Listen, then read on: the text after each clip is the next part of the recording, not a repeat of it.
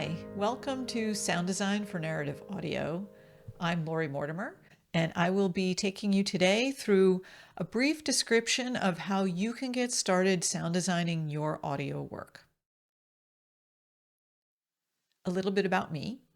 I am the creator of Mementos podcast, and it's a show about the cherished objects that we keep and the backstories behind them, particularly the emotional backstories behind them.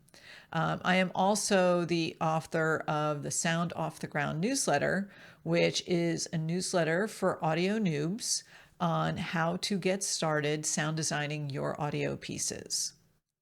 And my sound design journey is that I am relatively new to the field. I had a career and a life before 2019 that did not involve audio making of any kind. And I just got started learning how to do it in 2018 and launched my show in 2019. So I had a very steep learning curve in the beginning, and I've kind of hit a point now on this plateau where I thought I would take a breather and start to share some of what I've learned to maybe help some other people skip some of the errors I made and all the trial and error, and also save a little time. And then, of course, it's an endless amount of information and learning out there, so I will continue to learn as I go. But between Sound Off the Ground and this video, I thought I would share what I know so far. So one of the first things to think about when you're doing sound design for your own audio work is whether or not you can use an audio mixing board. Can you read music? Can you play an instrument? Can you sing on key? No? Well, good. Me either. Can't do any of those things. And you don't need to be able to in order to learn how to do this. There are 3 takeaways for you today. The first is to make sure you listen to learn. You need to listen to other people's stuff. The second is to develop your own sound design process, and I'll share what mine is so that maybe you can take that and use that and modify it for a way that works for you. And the third is I'm going to show you 5 sound design techniques that you can start using right away. First up is how important it is to listen, and listen some more to other people's audio work. Listen to how they tell their story, when do they use music and sound design, and when don't they? And then learn from that. And the next point is to steal like an artist. Not literally steal, don't take their work and use it as your own, but listen to how they do things and then try to imitate that and then make changes to it and make it your own. So I have stolen many of the ideas for this presentation from all of the other people that I have listened to and the work that I have listened to, and then applying it to my own project. So you can do the same thing too. And I have to say that while I'm saying that you should steal like an artist, that's not my idea. That is the idea of Austin Kleon, who wrote the book Steal Like an Artist, which is a book I highly recommend everybody get. And the general gist of this book is that creative people don't create in a vacuum. They are always creating and bouncing around in the artistic ether around them. And they are borrowing ideas from one another and iterating on them and customizing them and changing them and making them their own. And that is no less true when you're making audio. So again, listen with the intent to learn, and then take those ideas and play with them yourself. So when I work on an episode of Mementos, my process is to start with the big picture first. First, I look at the entire episode and I think about the main story arc and the scenes that are going to go in it. Then, once I know what that story is going to be, I think about and try to identify an overarching sonic theme or a metaphor or a mood or a style for the entire piece. So, what should this episode sound like and feel like to the listener? And then how can I use sound and music to achieve that feeling? Here's an example there's one of my episodes is called Crystal's Hymn. And in it, a young woman tells us about the object that she has that is from her grandfather who has passed away. And that reminds her of him. And it's his pastor's robe. And he was a pastor at a church for his adult career. And so I thought to myself, okay, based on the story that she's telling and the object that she has, I want this episode to sound like you're in church, or to feel like you're in church without being very overly churchy. That's kind of a funny way of saying it, but I wanted the music to reflect what it would be like if you were sitting in church. So there's some organ music, there's a hymn that comes in, and that was kind of my overarching thing about it, because I called it a hymn, Crystal's hymn, because I felt like in that particular episode, a hymn is a song of praise, and she was sort of singing a song of praise to her grandfather. So that was kind of my way of looking at that piece. And so once I have my sort of theme, I think about each individual scene. Now I've gone from the bigger picture and I start looking at the scenes, and how am I going to identify key moments of change or epiphany, and think about what the mood is before, during, and after those things, and how that all ties into the overarching sonic theme that I've already chosen. And then I think about, okay, which scenes would probably do best with sound design added to them. So the entire piece won't have music or sound design underneath it. There will be pauses in that. Sometimes they'll just be plain narration. So I need to pick the scenes that I think would benefit most from having some sound design or music underneath it. And I want to avoid sort of wallpapering the piece with sound. So the hard part is now, okay, how do I actually pick those scenes, and where exactly do I put the sound and the music? And so there are like three kind of main things that I think about. Where do I want to underscore or emphasize what the narrator or speaker is saying to help set the tone, or to bring the listener into the scene that they're talking about? I will use music often to break up long stretches of narration. Like, you don't want to go more than maybe 2 straight minutes of somebody talking without some music in the background. And then also thinking about intros, outros, and especially transitions between the scenes, and especially when there's a change in the speaker, and or in the mood of what's happening. Those points of reflection, or those points of change in tone, that's where I definitely want to add some things. And keep in mind that emotionally heavy moments sometimes work better without sound design. You don't always need to put music underneath something that the speaker is saying, even if you think it's really important. Sometimes the words alone do it. So now that we know how to look at the kinds of places in an audio piece where we might want to add sound effects or music, we also need to think about what type are we going to put where. How do I know what kind of music to use here? So let's talk about that. Here are 5 techniques for how to use sound design in an audio piece.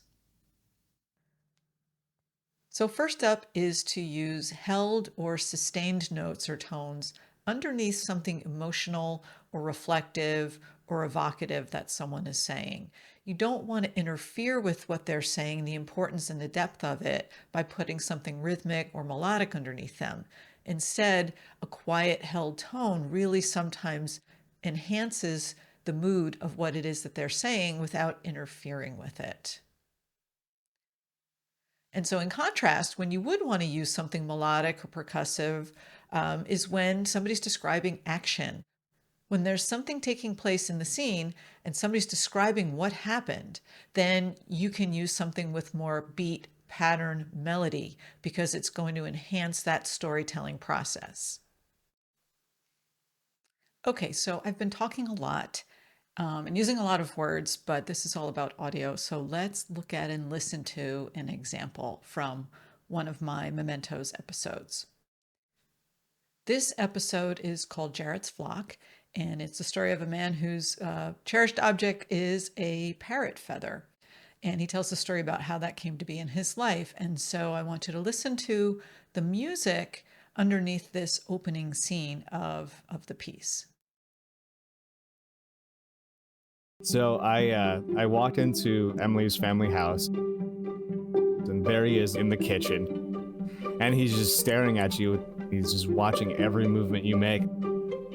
She goes and gets him, opens the cage, and he's able to fly. He's got his feathers so they're not clipped, but he sits just on her and he just stares you down. He would fluff up a little bit, and he'd puff his wings out a little bit, kind of get a little puffy at you, and he'd just make himself look about 2 or 3 times bigger. And it wasn't like he was looking at you, more as looking through you when he wanted to be aggressive.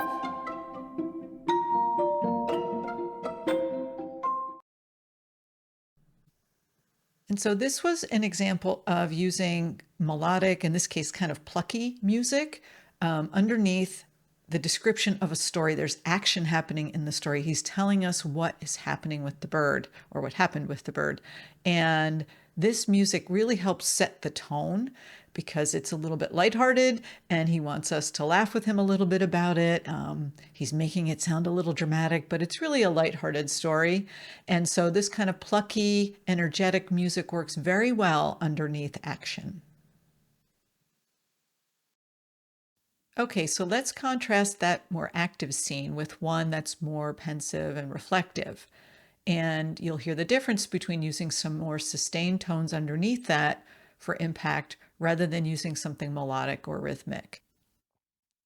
This is from an episode called Cherie's Letters, where my guest Cherie inherited 33 letters that her grandfather had written during the Korean War, where he was later killed. And one of the things she learns is that he made a fateful decision about staying longer in Korea. So let's just listen to how that plays out. After getting frostbite and suffering with the lingering effects, Larry makes a fateful but consistent decision. I could have gotten off the front lines because of it, but I would have been moved to a rear area where I would have to stay twice as long. I have a lot of respect for the military and the things that they do. But when you're reading about a single person's existence and their experiences, it also can make you feel like here was this man who was full of life and he didn't come back. And it really does make you wonder, was that life worth losing?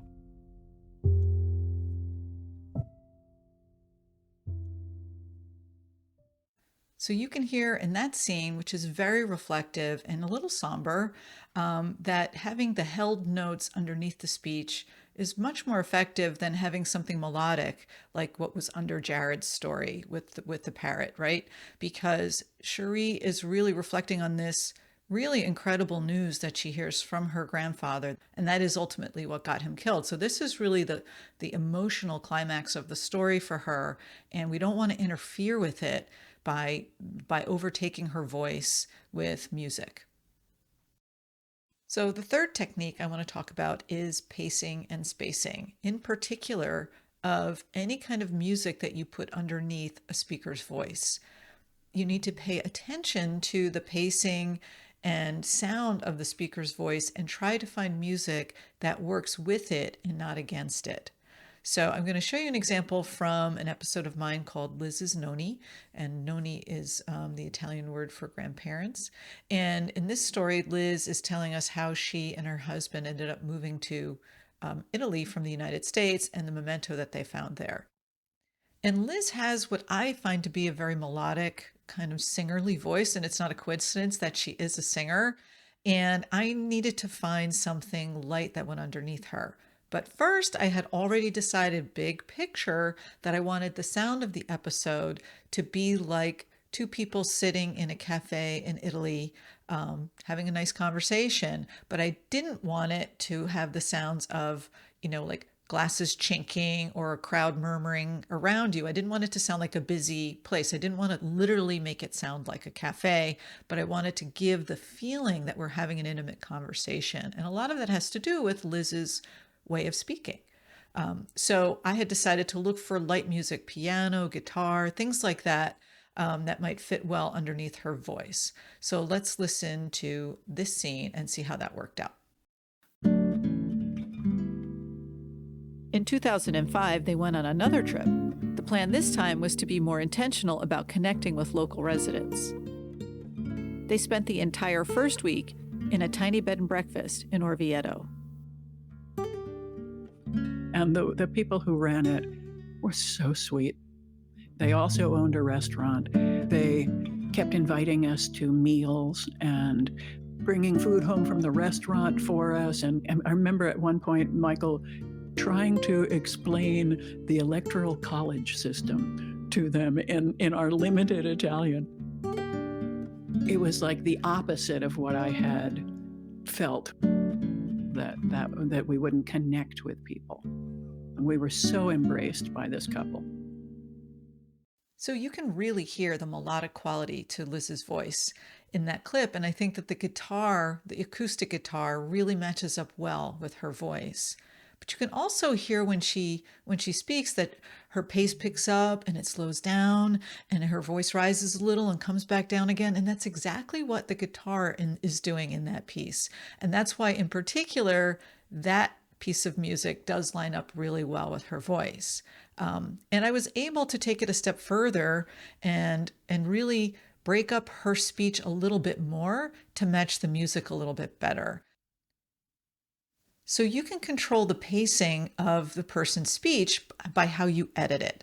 So let me show you here in Liz's. You can see she already has kind of that halting way of speaking, but I was able to put in extra pauses to help the music line up better with her speech, to the point where when she says trying to explain, the guitar also kind of says trying to explain.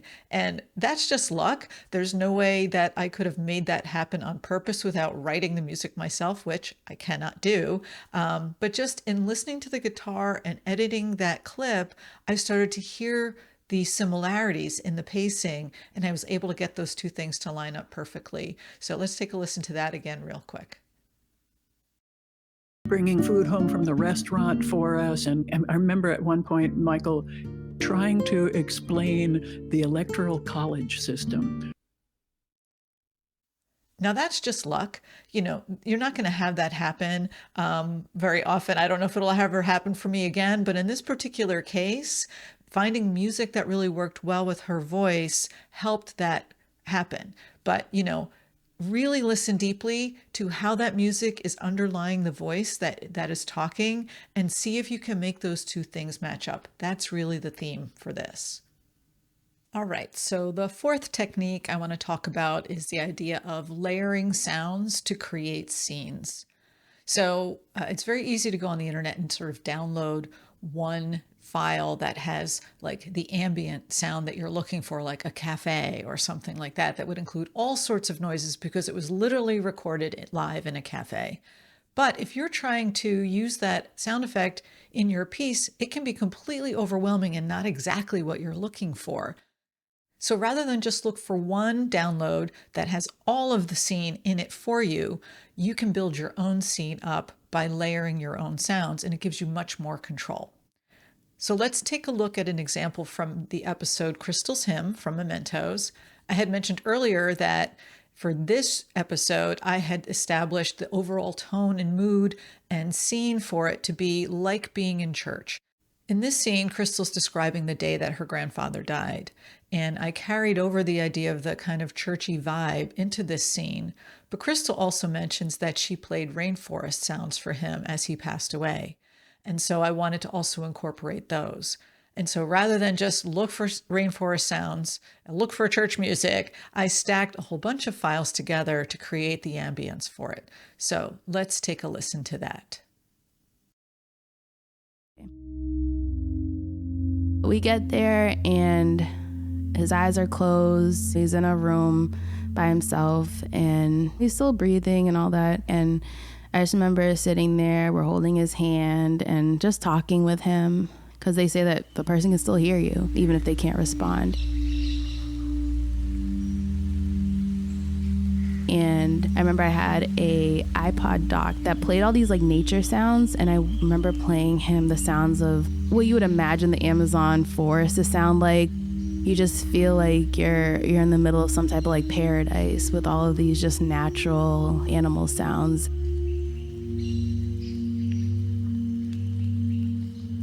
The last moment I had with him, we were just telling him, I'm okay, you know, my cousin's okay, my aunt's okay. Just running through the list of everything that he might be worrying about. And again, he's not responding, but we know he's listening.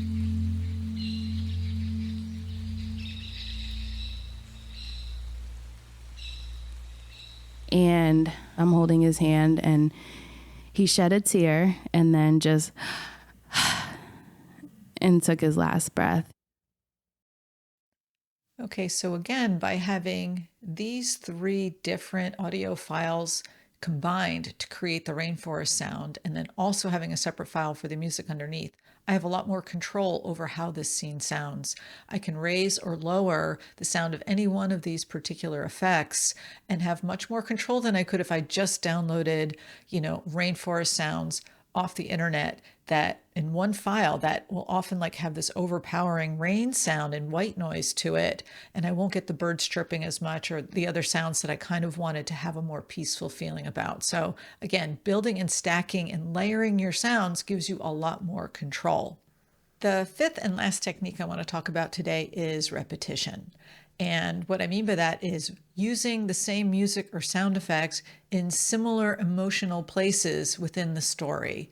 For example, using some music early on that you use again a little bit later, and that helps the listener connect those two parts of the story emotionally. And it's like a shortcut to bringing those emotions back up. So let's listen to an excerpt from my episode, Cherie's Letters. You've already heard this before. Do you remember hearing this little snippet? It also can make you feel like here was this man who was full of life and he didn't come back. And it really does make you wonder, was that life worth losing?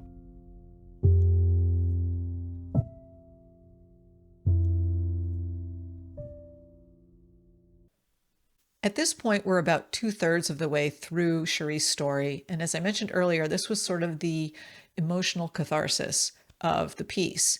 But I also used that music earlier in the story, setting up some of the poignancy for what we were about to hear. So let's listen to it at the start of the story.